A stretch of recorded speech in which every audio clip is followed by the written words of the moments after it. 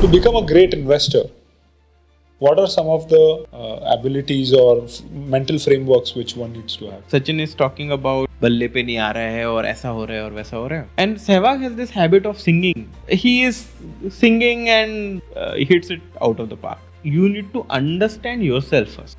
It's all your own temperament that you will have to understand first. And then build a plan which is in sync with that. Yeah, which works for you. Which works for you. Even it takes you 5 years, 10 years to discover a plan that works for you. I think you have done an amazing job. So we discussed about the fundamentals of fire, the first steps of fire, how should one look about it, what could be some of the potholes and the opportunities there. Before asking my next question, there is a great analogy that comes to my mind. We often, our generation has praised Rahul Dravid for the man he is, right? The kind of temperament he shows on the pitch. And while it was great watching him as a sportsman, only few of the people who've actually played cricket understand what kind of temperament one needs to build to be or become Rahul Dravid of that sort of time. To become a great investor, what are some of the these temperament abilities which the Charlie Mungers and the Warren Buffets of the world have mastered? So what are some of those abilities or mental frameworks which one needs to have?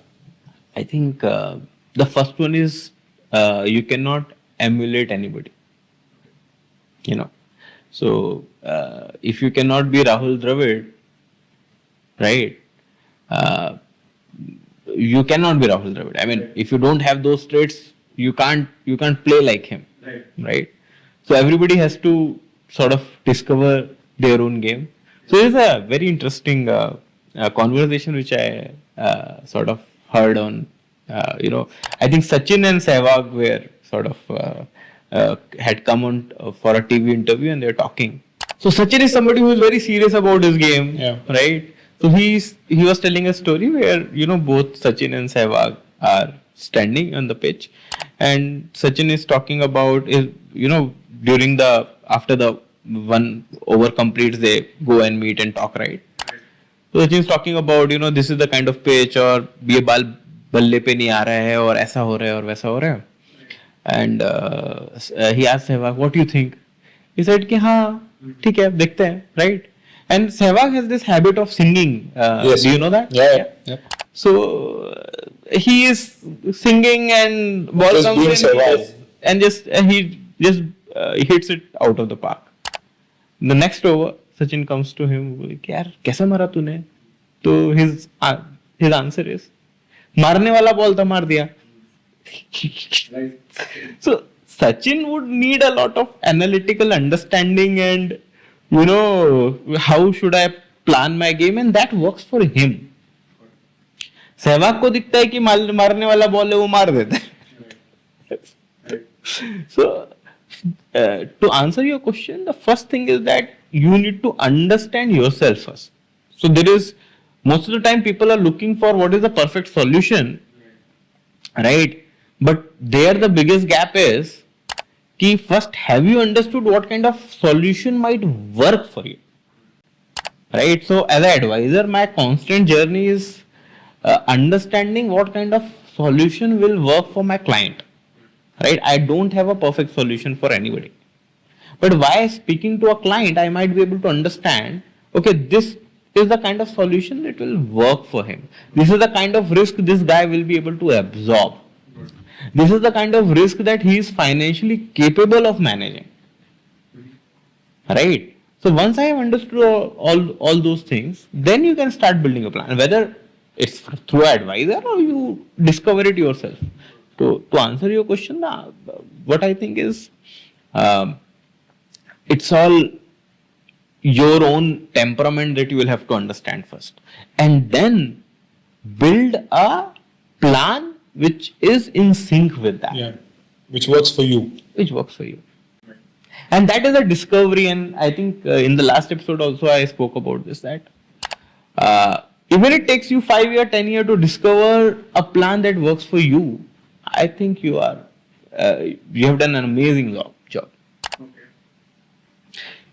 So again, to twist the kind of narrative which is there, a perfect solution that will work, a perfect investment that will work, a perfect product that will work doesn't exist.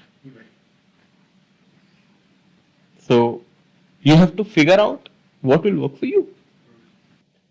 That's correct. So in that sense, then there would be a lot of investors who are probably doing it all right, and they're doing things which are working for them. In that case, it is okay to go on this journey on yourself. Absolutely. And then there are folks. There are investors which I have met and I've told them you're doing wonderfully well, and I don't think you need my support. If at all, you can always get connected, but you don't need. Right. You're doing well.